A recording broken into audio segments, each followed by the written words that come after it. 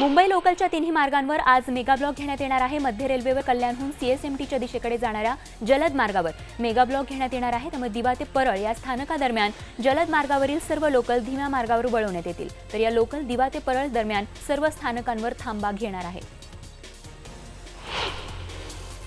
पश्चिम रेल्वे मार्गावरील सिग्नल आणि ओव्हरहेड वायरच्या दुरुस्तीसाठी सांताक्रूझ ते गोरेगाव स्टेशन दरम्यान धीम्या मार्गावर जम्बो ब्लॉक घेण्यात आलाय। सांताक्रूझ ते गोरेगाव स्थानकादरम्यान धीम्या मार्गावरील सर्व लोकल जलद मार्गावर वळवण्यात येतील, तर या ब्लॉक काळात राम मंदिर स्थानकावर लोकल सेवा उपलब्ध नसणार आहे।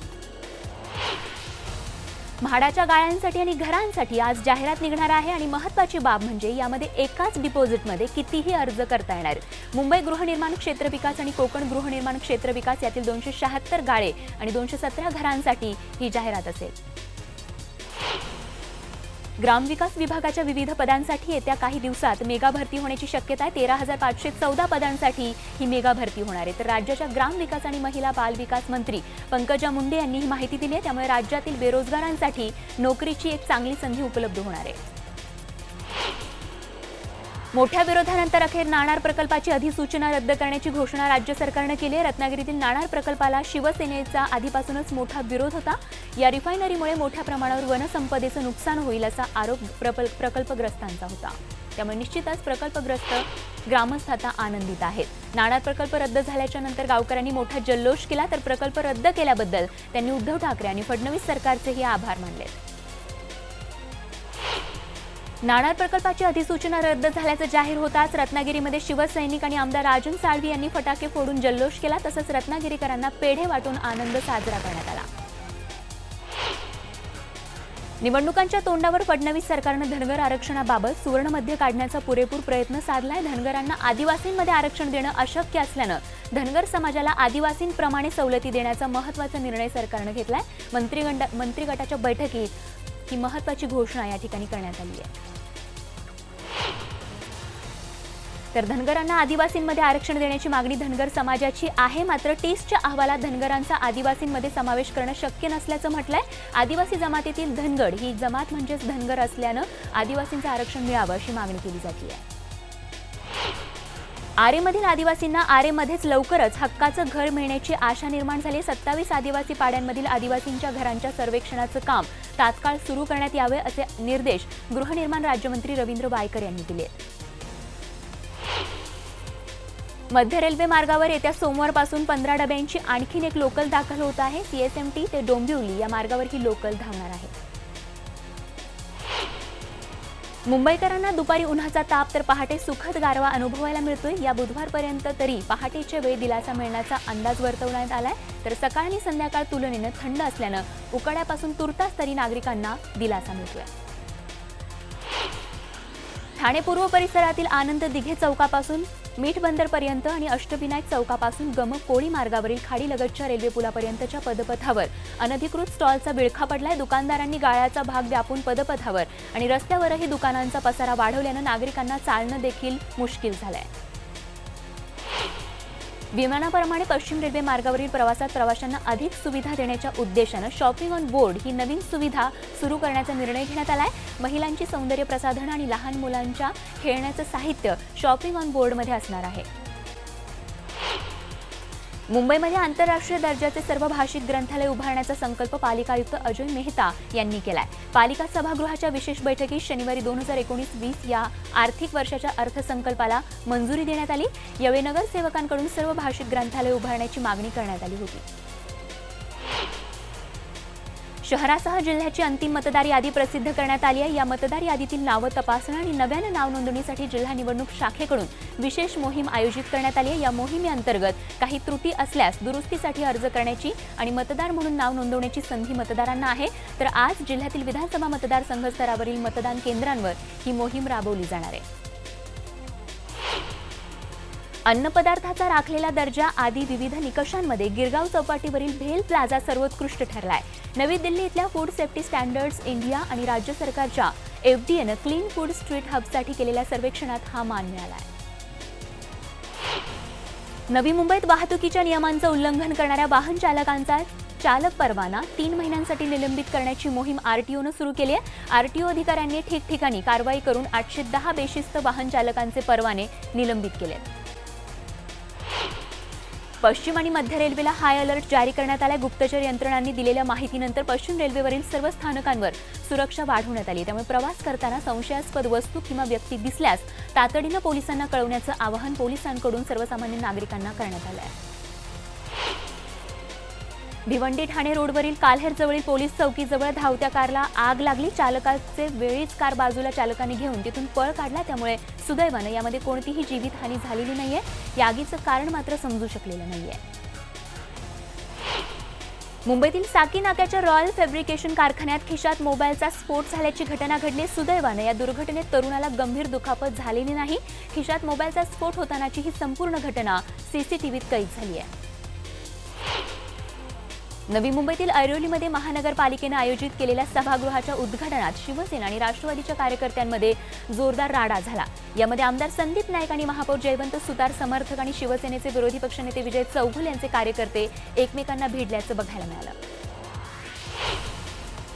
नवी मुंबईतील शिवसेना राष्ट्रवादीमध्ये झालेल्या राडा प्रकरणी शिवसेना नगरसेवक M.K. मडवी, नगरसेवक करण मडवी, नगरसेविका विनया मडवी आणि इतर 3 जणांवर गुन्हे दाखल केले होते. मात्र हे गुन्हे मागे घेण्यात आल्यानं विरोधी पक्षनेते धनंजय मुंडे यांनी पोलीस आयुक्त संजय कुमार यांची भेट घेत शिवसेना नगरसेवकांना अटक करण्याची मागणी केली आहे. 3,500 कोटींचं बजेट सादर करणाऱ्या नवी मुंबई महापालिका मात्र मालमत्ता करात उतरती कळा लागली आहे. मागील 2 वर्षात मालमत्ता कर संशयास्पदरित्या वसूल होत असल्यानं महापालिकेला 602 कोटींची मालमत्ता कराच्या उत्पन्नात तूट आली आहे. एकूण 2,400 कोटी रुपयांची थकबाकी असल्याचं समोर आलं आहे. नवी मुंबई महापालिकेनं आपल्या कर्मचाऱ्यांना 7वा आयोग लागू केलाय. तर दुसरीकडे मालमत्ता कराची थकबाकीदारांकडून थकीत रक्कम वसूल करण्यासाठी महापालिकेनं अभय योजना मंजूर केली आहे. जेणेकरून मालमत्ता कराचा व्याज माफ करून कराची मूळ रक्कम महापालिकेला मिळणार आहे. बोरिवलीतील संजय गांधी राष्ट्रीय उद्यानात नव्या रूपात व्याघ्र सफारी बांधण्यात येणार आहे. या सफारीमध्ये अद्ययावत गुफेच्या आकाराच्या 100 कोटी खर्चून इमारती बांधण्यात येणार आहेत. या केंद्रात LCDच्या मदतीनं वाघांचा इतिहास वर्तमान दाखवला जाईल.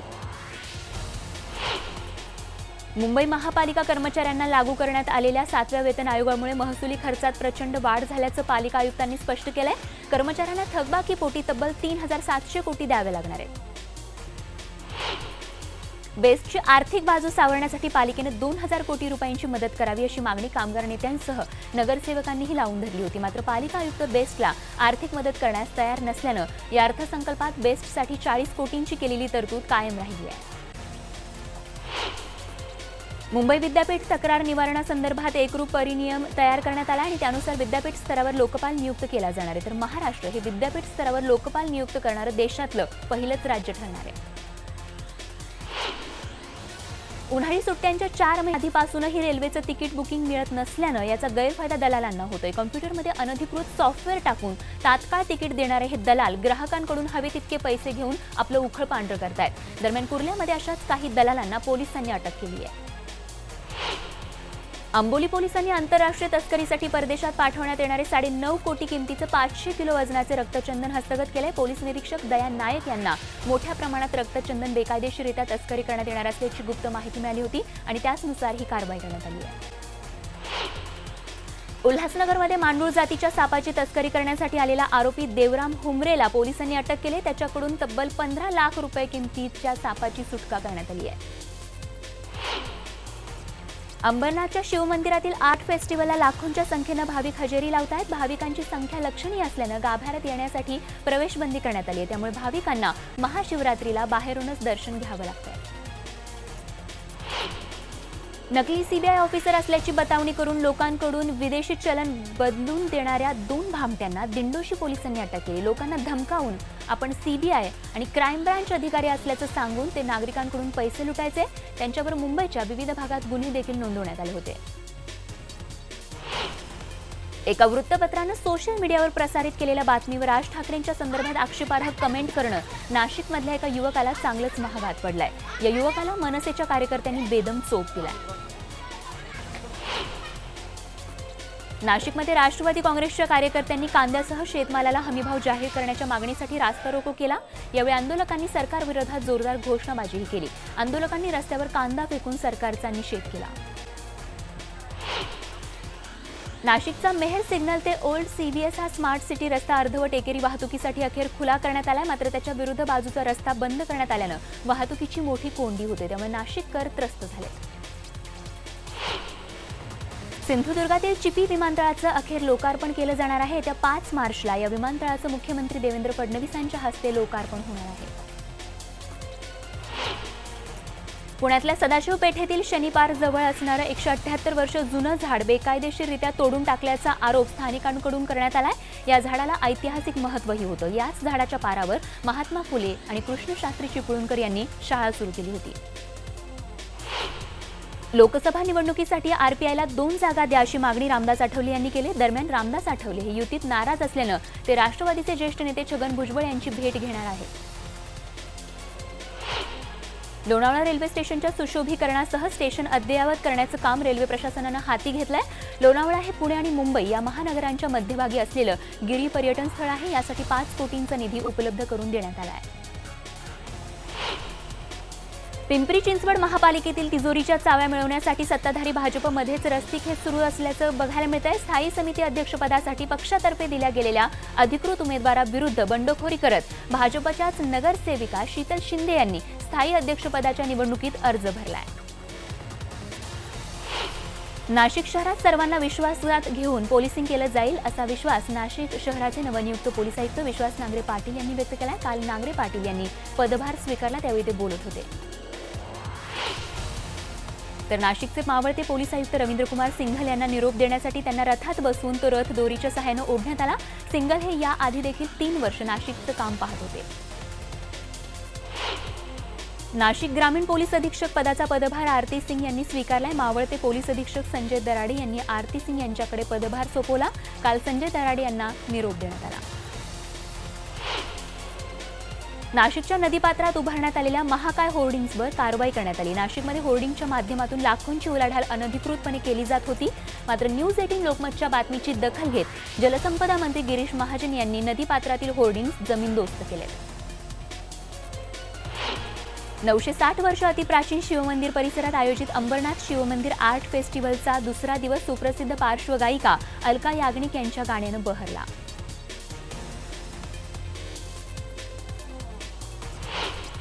बालाकोटमध्ये भारतीय हवाई दलाचा हल्ला झालाच नाही असा कांगावा करणाऱ्या पाकिस्तानची पोलखोल झाली आहे. बालाकोटमध्ये हल्ला झाल्याची कबुली खुद्द जैशचा म्होरक्या मसूद अझहरच्या भावानंच दिली आहे.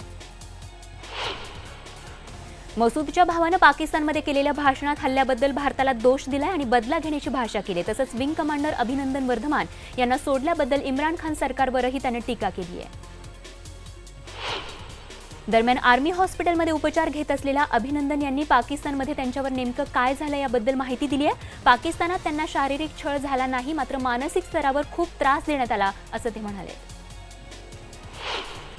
काँग्रेस अध्यक्ष राहुल गांधी यांनी रांचीतील जाहीर सभेत मोदी सरकारवर जोरदार टीका केली आहे. हवाई दलाच्या पैशाचा मोदींनी गैरवापर केल्याचा आरोप यावेळी राहुल गांधींनी केला आहे. तर राहुल गांधींनी ट्विटरवरून पंतप्रधान नरेंद्र मोदी यांच्यावर जोरदार टीका केली आहे. तुम्ही हवाई दलाचे 30,000 कोटी रुपये चोरलेत आणि ते अनिल अंबानी यांना दिल्याचा आरोप राहुल गांधींनी केलाय. तुम्ही राफेल जेट उशिराने खरेदी करण्यास पूर्णपणे जबाबदार आहात. तुम्ही अभिनंदन यांच्यासारख्या धाडसी वैमानिकांचे जीव धोक्यात का घालत आहात असा प्रश्नही त्यांनी पंतप्रधानांना विचारला. काँग्रेस अध्यक्ष राहुल गांधी झारखंडच्या दौऱ्यावर होते. यावेळी राहुल गांधींचा एक वेगळा अंदाज या ठिकाणी बघायला मिळाला. एका सभेनंतर राहुल गांधी यांनी स्थानिकांसोबत नृत्य केलंय. हा व्हिडिओ सध्या सोशल मीडियावर चांगलाच व्हायरल होतोय. भारत पाकिस्तानमधील तणावाच्या पार्श्वभूमीवर स्थगित करण्यात आलेली समझोता एक्सप्रेसची सेवा आजपासून पुन्हा सुरू होणार आहे. दोन्ही देशांनी रेल्वे सेवा पुन्हा सुरू करण्याचा निर्णय घेतला आहे. आणि आता बघत क्रीडा आणि मनोरंजन विश्वातील बातम्या थोडक्यात. मराठमोळा केदार जाधव आणि महेंद्रसिंग धोनीनं केलेल्या शतकी भागीदारीच्या जोरावर भारतानं पहिल्या वनडे सामन्यात ऑस्ट्रेलियावर 6 गडी राखून मात केली आहे. ऑस्ट्रेलियानं दिलेलं 237 धावांचं आव्हान भारतानं केदार जाधव आणि धोनीच्या अर्धशतकी खेळीच्या जोरावर पूर्ण केलं आहे. जम्मू काश्मीरच्या रियासी शहरात दरड कोसळल्याची घटना घडली आहे. दरड कोसळल्यानं महेरला जाणारा रस्ता पूर्णपणे बंद झालाय. ही दरड चक्क चिनाब नदीच्या पात्रात पूर्णपणे कोसळली आहे. त्यामुळे सध्या परिसरात भीतीचं वातावरण निर्माण झालंय.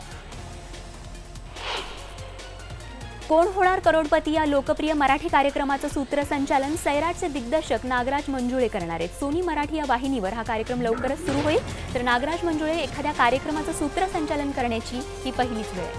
कोण होणार करोडपती? फोर्ब्स इंडियानं महिला दिनाच्या पार्श्वभूमीवर डब्ल्यू पॉवर ट्रेल ब्लेझर्स 2019ची यादी जाहीर केली। या यादीमध्ये अशा महिलांचा समावेश करण्यात आलाय ज्यांनी साधारणपणे पुरुषप्रधान क्षेत्रामध्ये आपला वेगळा ठसा उमटवलाय आणि या यादीमध्ये पहिला क्रमांक पटकावलाय प्रियांका चोप्रा जोनास हिनं। बॉलिवूडमध्ये सध्या बायोपिकचा ट्रेंडच सुरू झालाय। त्यामध्ये आता बॉलिवूडचा सिंघम अर्थात अभिनेता अजय देवगण एका बायोपिकमध्ये झळकणार आहे। फुटबॉल प्रशिक्षक सय्यद अब्दुल रहीम यांच्या जीवनावर आधारित चित्रपट प्रेक्षकांच्या भेटीला येणार असून यामध्ये अजय देवगण मुख्य भूमिका साकारणार आहे।